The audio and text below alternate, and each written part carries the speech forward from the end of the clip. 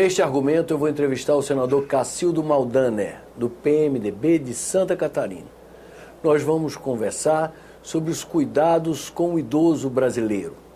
Senador, sabe-se o IBGE tem apontado que o Brasil, de um país jovem, está rapidamente se transformando num país com uma quantidade expressiva de idosos. Nas próximas décadas, nas próximas 3 décadas, nós vamos ter talvez aí quase 1/3 da população com mais de 60 anos de idade. Eu queria saber, o senhor, como um representante de Santa Catarina, preocupado com esse tema, como é que o senhor tem se situado? Queria compartilhar com o senhor as suas preocupações a respeito desse tema. Pois bem, Hollenberg, eu acho que hoje é um tema que nós não podemos deixar de lado.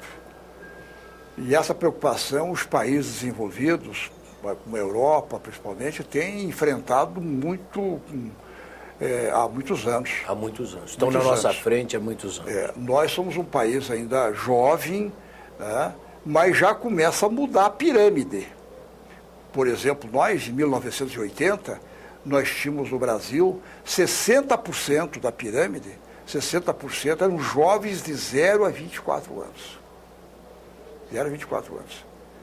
As projeções do IBGE, etc., estão dando que daqui a umas 3 décadas, porque nós tínhamos de 60% de jovens de 0 a 24 anos e tínhamos apenas 4% com pessoas acima de 65 anos de idade.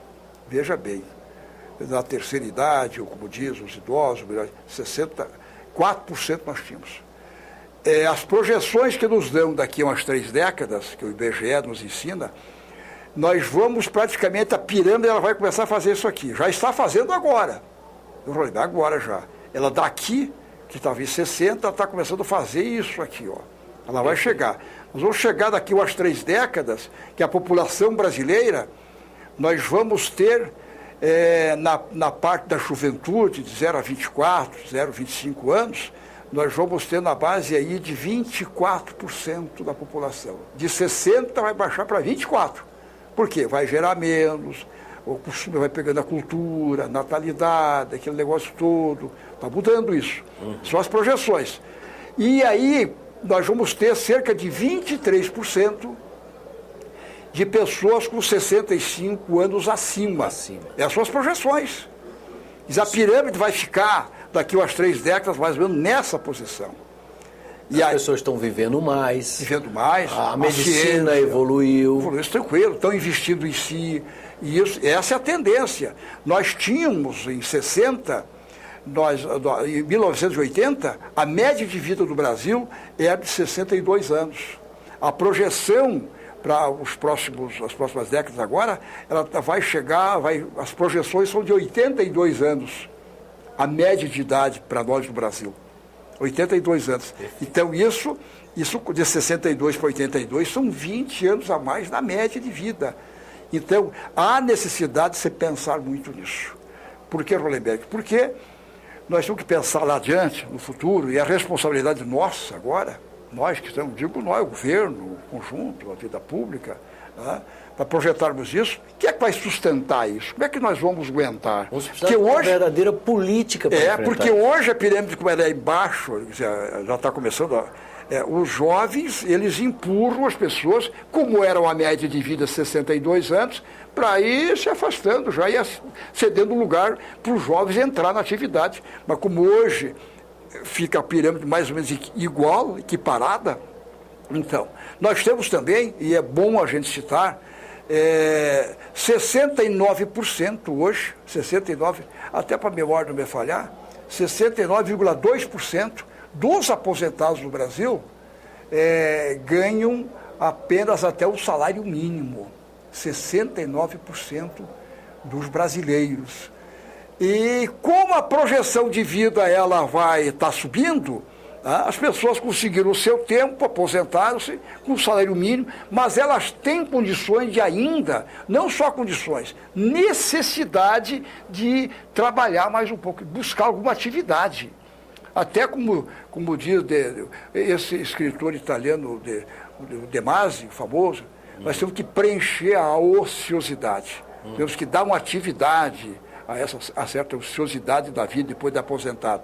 Mas muitos têm uma necessidade ainda de trabalhar. Então eles têm que ter uma atividade e querem trabalhar. Não só até os que ganham um salário mínimo, os que ganham 700, 800, 1.000, então eles vão buscar mais uma atividade para complementar a sua aposentadoria. Perfeito.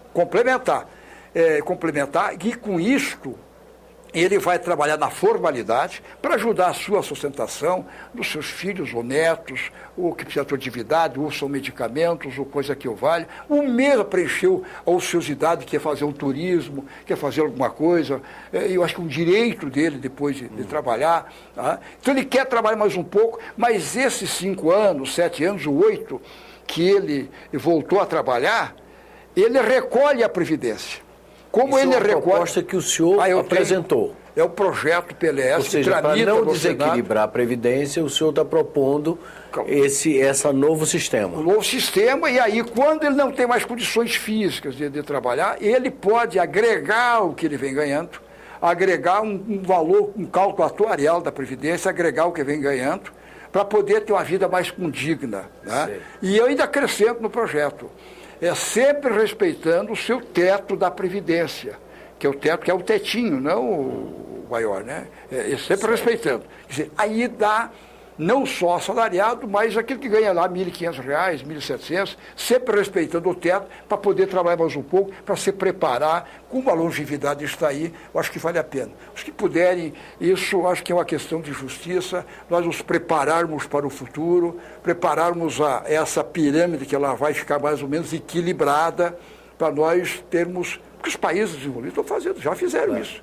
E nós, isso não precisamos nem copiar, quer dizer, a gente sente isso da carne, que nós temos que ter essa preocupação. Agora, senador, essa preocupação também inclui a necessidade de construção nas cidades, seja nas cidades grandes, nos centros urbanos, seja nas cidades pequenas, de locais em que os idosos possam conviver e possam ter momentos. Quer dizer, as cidades brasileiras estão muito desaparelhadas, o senhor não acha isso? Hoje, tem razão, Raliberg, eu acho que desde para projetar novos projetos hoje tem que ter um regulamento mais rígido, tem que ser mais prevendo essa massa de pessoas da pirâmide que fica equilibrada, que nós vamos ter aí 23%, 24% da população, um quarto praticamente da população brasileira, um pouco mais até, com 65 anos acima, e que tenham condições, a mobilidade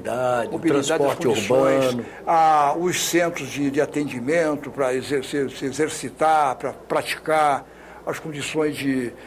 Enfim, isso tudo, eu acho que faz parte desse complexo. Eu acho que esse é um direito que nós temos que enfrentar e ceder a esse mar de gente que, queiramos ou não, está chegando. E vale a pena se preocupar. Que nós vamos passar por isso, todos nós, e temos que... E como o senhor disse, a Europa, por exemplo, ela já está bem na nossa frente. A gente poderia olhar para aprender um pouco com a experiência já consolidada de alguns países na Europa que podem servir de exemplo para os gestores públicos brasileiros. O senhor não acha isso? Sem dúvida alguma, o que há de bom nós temos que ir lá buscar. Não porque nós que vamos resolver, claro que a obrigação é nossa, mas temos que buscar o que é que podemos melhorar para nós aqui no Brasil. Como é que eles fizeram? Vamos trocar ideias. Esse intercâmbio, eu acho que isso é fundamental nos prepararmos. Eu sei que é duro, não é fácil, mas temos que aproveitar essas pessoas, porque até então, quando eram 60, 65 anos a média de vida, hoje, não só isso, eu diria, Rolenberg, que nós temos que ver, eu, por exemplo, as pessoas chegam hoje com 70 anos, têm a compulsória. Eu cansei quando o governador do meu estado, Santa Catarina, por exemplo, coronéis do Exército, tá?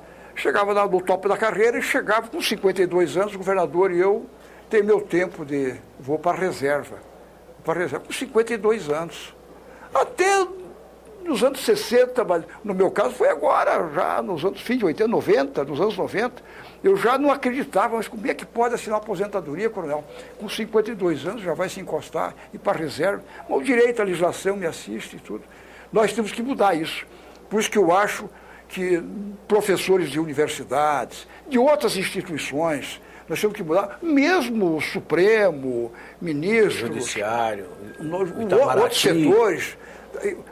Por que não nós pensarmos nisso, que as pessoas com a longevidade têm condições de prestar as suas inteligências, eu digo em todo o setor, contribuir mais uns 5 anos, ou coisa que o valha, para a comunidade. Porque no momento que se tira um coronel que se aposentou, eu vou chamar pelo efeito xadrez, vai vir no lugar dele. Paga o que saiu, recebe aposentadoria. Aí paga esse que ocupou esse posto da carreira. Aí tem que, ao mesmo tempo, vem subindo os demais, e aí tem que chamar um concurso para começar lá na base o próprio soldado. Quer dizer, isso, e assim todos os setores. Como vai faltar juventude, vai ter o equilíbrio, nós temos que fazer com que essa capacidade preparada... Continue rendendo frutos. Até porque, porque a pirâmide não está mais assim, ela está aqui, Perfeito. Ó. Não tem mais, não é fácil. Ou seja, é uma tendência também a se ampliar temos que enfrentar a isso. idade da compulsória de 70 para 75. Pode escrever aí. Claro, não é obrigado a ficar os 75, mas no mínimo permitir que ele fique emprestando, ele ganhe um plus a mais. Tá? Tem o direito disso, de contribuir para o Brasil, contribuir com os setores organizados, um pouco mais. Eu acho que essas questões temos que enfrentar todos. E aquele que vai trabalhar, também ele soma algo depois daquilo que eu contribuo com a Previdência, para acrescentar no seu salário, no seu na sua aposentadoria, para ter uma vida mais condigna. Senador, muito obrigado pela entrevista. Eu que agradeço. Nós conversamos com o senador Cacildo Maldaner, do PMDB de Santa Catarina. Nós tratamos de um assunto muito importante para o futuro da sociedade brasileira, que está entrando num processo de envelhecimento e dentro das próximas 3 décadas, como o senador bem colocou, mais de 1/4 da nossa população terá ultrapassado os 65 anos de idade. Aqueles que quiserem comentar essa entrevista, encaminhar sugestões ou críticas, podem fazê-lo via telefone no número 0800 61 2211 ou através do nosso portal na internet, no endereço www.senado.leg.br/TV. Até um próximo argumento aqui na TV Senado.